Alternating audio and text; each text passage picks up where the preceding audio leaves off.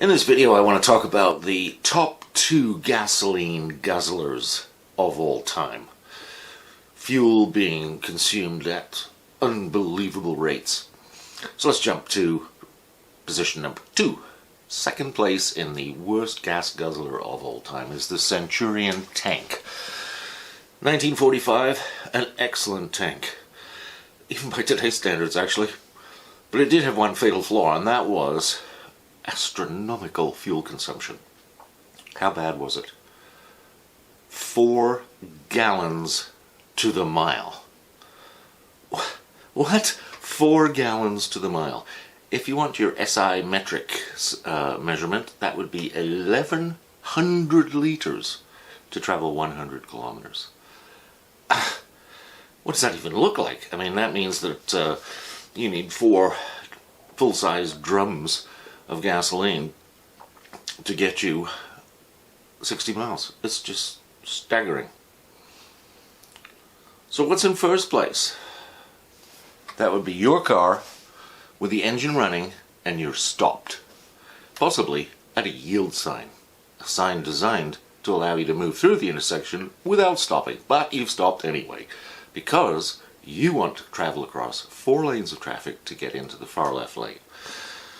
Now, your local laws probably direct you to turn immediately into the right-hand lane, but no, you're going to just sit there. Now, you may be driving a Tesla and not care about gasoline consumption, but the 10 people behind you are setting fire to gasoline literally while you wait at a yield sign. So don't sit there unless you have to.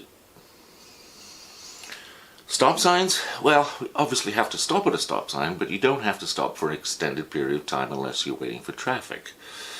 Now, there was this old wives' tale in high school driver education whereby you would arrive at the intersection, check around to see if there's any traffic coming, and then count to 3 before advancing into the intersection. Now, if everyone does that, the gasoline, even at 3 seconds at a time across North America, is huge.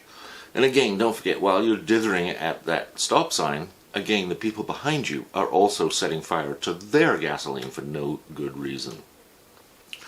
So yes, you have to stop at a stop sign, but you don't have to stop for long. Once it's safe, get out of there right now. Traffic lights, red lights, same thing. You've obviously got to stop. But when it turns to green and it's safe to do so, let's get moving right now. Again, you've got to think of the traffic behind you. So if everybody delays their exit through a green light, then again, huge amounts of gasoline go up in smoke for no reason. But really, let's face it, the absolute worst waste of fuel is the drive-through coffee shop.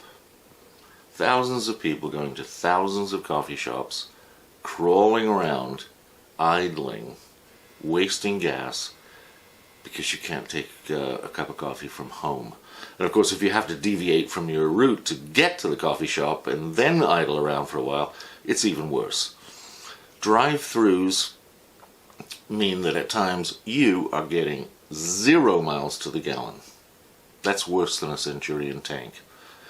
And there is no metric measurement of wasting fuel.